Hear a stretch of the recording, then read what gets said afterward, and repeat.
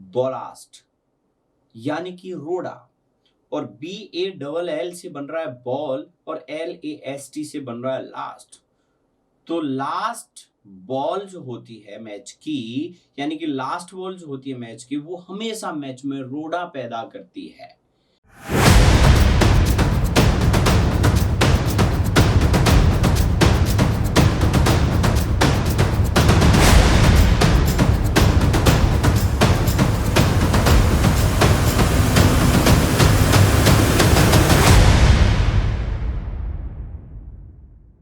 Education defence की परीक्षाओं की तैयारी के लिए एक बेहतरीन प्लेटफॉर्म जहां आपको मिलता है हमारे सर्वश्रेष्ठ विशेषज्ञों द्वारा एक सही मार्गदर्शन जो आपको डिफेंस से संबंधित परीक्षा जैसे कि आर्मी, एयरफोर्स, नेवी, पुलिस और अन्य कॉम्पिटिटिव परीक्षाओं के लिए प्रशिक्षित करता है। अगला शब्द आपका है बेलफुल, और बेलफुल का मतलब होता है हानिकारक।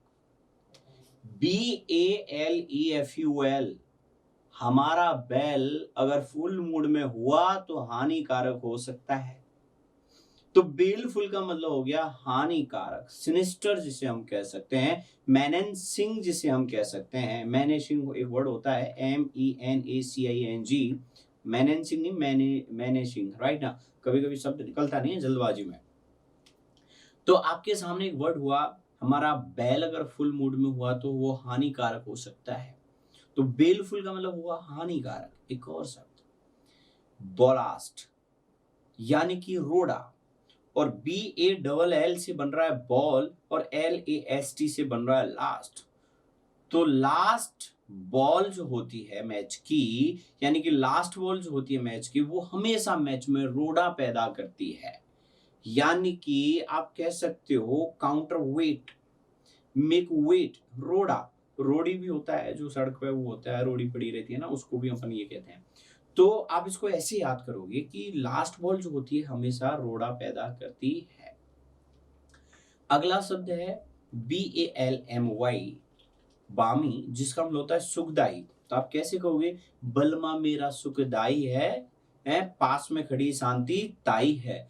तो इसका मतलब शांतिदायक भी होता है, सुखदाई भी होता है ना। तो बलमा मेरा सुखदाई है, तो बलमा बालम, आपने सुना होगा एक गाना। तो BALMY से बन रहा है बामी, जिसका मतलब होता है सुखदाई या शांतिदायक।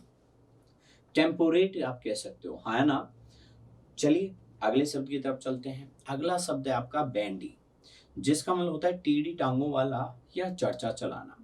यार मैं चाहता हूं कि तुम मेरी इस बंदी से चर्चा चलाओ। बोले तो मेरी बंदी से क्या चला दो यार, चर्चा चला दो। मेरी एक टेढ़ी टांगों वाली बंदी से चर्चा चला दो यार। आज एक बंदी की बात हो रही थी और वो टेढ़ी टांग वाला था।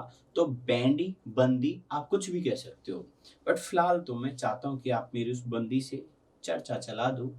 तो बैंडी का मतलब हो गया चर्चा चलाना, डिस्कस, टॉक आउट करना। ठीक है, इसके बाद अगला शब्द, एक वर्ड आपने सुना होगा बेन, BANE, जिसका मतलब होता है नाश। तो जब चीजों पे बेन लगता है तो उनका नाश हो जाता है। बेन का मतलब है नाश। और बहुत सारे लोग ऐसे होते हैं जिनकी बंदर की सी शक्ल होती है और वो फिर भी लोगों का हंसी मजाक उड़ाते हैं। तो BANTER, तो जो लोगों का हंसी मजाक उड़ाते हैं उनकी बंदर की सी शक्ल खुद की होती है। तो बैंटर बोले तो कुछ लोग दूसरों को बंदर की जैसी शक्ल वाले बता के उनका हंसी मजाक उड़ाते हैं। तो BANTR बोले तो बैंटर, बोले तो बंदर, बंदर की जैसी शक्ल वाले लोगों का हंसी मजाक बनाते हैं, लोग ऐसा कहते हैं। ठीक है ना। वैसे एक और बात मैं आपको बता दूं, एक और शब्द है BARB, बार्ब, जिसका मतलब होता है कांटा। वारब, मेरी जिंदगी से कांटे दूर करने के लिए। तो BA से बना वाह और RB से बना रब, वारब, मेरी जिंदगी से कांटा निकालने के लिए आपका लाख लाख शुक्रिया। राइट, इसी तरह से याद कर सकते हो। बट मुझे एक बात समझ में नहीं आई, हमारे बाढ़ में वो कवि क्यों रहता है। तो BARD, बाढ़, और कवि, हमारे बाढ़ में कवि कौन रहता है। तो बाढ़ का मतलब हो गया यानी BARD, यानी कि कवि। इज दैट क्लियर और नॉट। खैर, एक और शब्द मैं आपके सामने रखता हूं, उसका मतलब है खुलेआम गलत काम करना। बेयर फेस्ड, BAREFACED, बार में ऐसे ऐसे फेस, बार में ऐसे ऐसे थोपड़े तुम्हें देखने को मिलेंगे जो खुलेआम गलत काम कर सकते हैं। तो बार में ऐसे ऐसे चेहरे मिलेंगे जो खुलेआम क्या कर सकते हैं, गलत काम कर सकते हैं। इज दैट क्लियर और नॉट? तो बेयर फेस्ड का मतलब आपको समझ में आ गया, खुलेआम गलत काम करना। ठीक है, अगला वर्ड है बैरक, एक तरह से BAROQUE।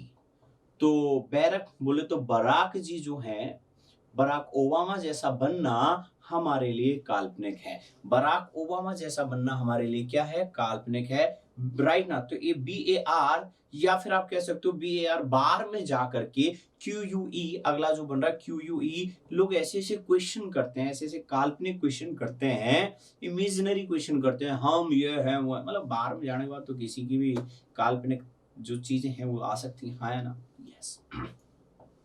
आगे बढ़ो अगले शब्द की तरफ, BASK, बास्क। और आपके बस की बात नहीं है धूप सेकना। धूप सेकना तो बाहर के लोग ही उसका आनंद उठा सकते हैं और वही जानते हैं। तो BASK का मतलब है बास्क। तो हमारे बस की बात नहीं है धूप सेकना, उसका आनंद बाहर के लोग ही ज्यादा उठा सकते हैं, राइट ना।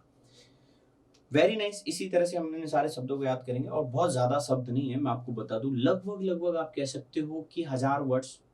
ये 1000 वर्ड्स अगर आपने याद कर लिए तो आप लोगों को 100% यकीन हो जाएगा कि हमारी वोकैब काफी अच्छी सॉलिड हो चुकी है। याद करते रहिए और अगले वर्ड पे पहुंचिए। बैशन बोले तो BASTION, हमारा बेटा। बोले तो TION, बोले तो सन। हमारा बेटा बेसन के पकोड़े खा के इस जगह को छावनी बनाना चाहता है, इस बस्ती को छावनी बनाने निकल रहा है। तो BASTI से बन रहा है बस्ती और TION से बन रहा है सन और पूरे वर्ड से लग रहा है बेसन। बेसन के पकोड़े खा के तुम इस बस्ती को छावनी बनाना चाहते हो, दुर्ग बनाना चाहते हो, उसको गढ़ में चेंज करना चाहते हो। गलत बात, ऐसा नहीं करना बेटा। बेसन के पकोड़े खा के कभी भी किसी भी बस्ती को आप गढ़ मत बनाना, उसको छावनी मत बनाना। बच्चा मान गया, कोई बात नहीं।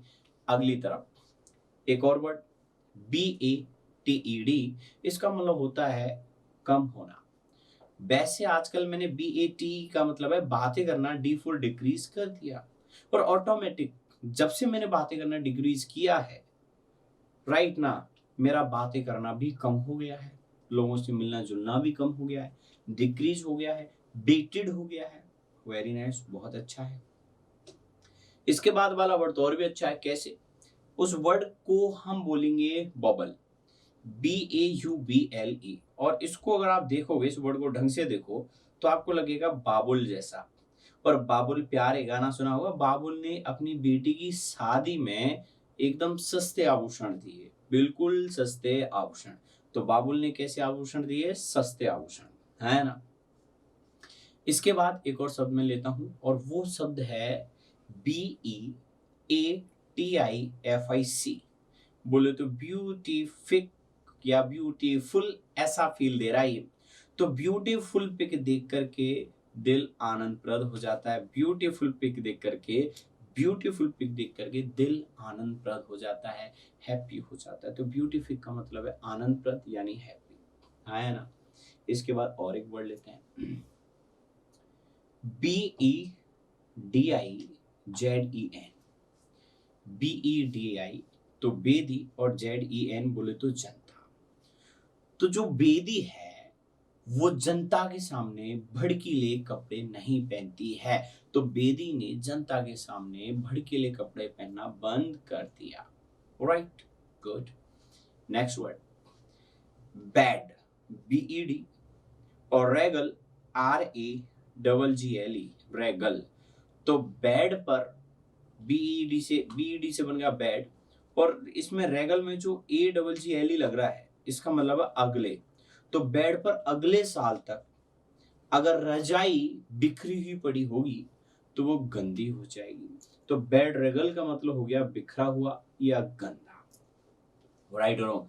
इसके साथ और एक वर्ड लेते हैं, बेड रेगल का मतलब समझ में आ गया, बेड पर रजाई अगले साल तक पड़ी रहेगी, तो बिखरी हुई बोले तो गंदी हो जाएगी, हाँ है ना। एक और वर्ड लेते हैं, बी लाइन, जिसका मतलब होता है सीधा। तो बी डबल ई का मतलब है, बी डबल ई का मतलब है बोले तो बिपाशा ने, एल आई एन ई का मतलब है लाइन में, बिपाशा ने कहा सब लोग लाइन में सीधे खड़े हो जाओ, तो बी लाइन का मतलब होता है स्ट्रेट लाइन यानी कि सीधा। तो B E E double E यानी कि बिपाशा ने कहा सब लोग लाइन में सीधे खड़े हो जाओ, सब लोग स्ट्रेट लाइन में खड़े हो जाओ, तो बी लाइन का मतलब हो गया सीधा। गुड, आगे चलते हैं। अगला शब्द है आपका बिगुरेज, बीईजी RUDGE, इसका मतलब होता है ईर्ष्या करना, और बीईजी से बन रहा है बिग, बीईजी बिग। कई बार ई को हम बड़ी की मात्रा भी पढ़ लेते हैं, तो बीई इग, बी बैग बिग, और GRUDGE से बन रहा है गैरेज। जब भी मैं पड़ोसी का बड़ा गैरेज देखता हूं तो मुझे उससे ईर्ष्या हो जाती है। गैरेज जानते हैं आप, जहाँ गाय भैंसे बांधते हैं, कुछ लोग तो कहते हैं हाँ सर, अरे गाय भैंसे नहीं बांधते, गाड़ियां खड़ी करते हैं। तो मैं जब भी पड़ोसी का बड़ा गैरेज देखता हूँ तो मुझे उससे ईर्ष्या होने लग जाती है, क्योंकि इतना बड़ा गैरेज यार हमारे पास नहीं, तो मतलब होगी ईर्ष्या, राइट और यस, गुड।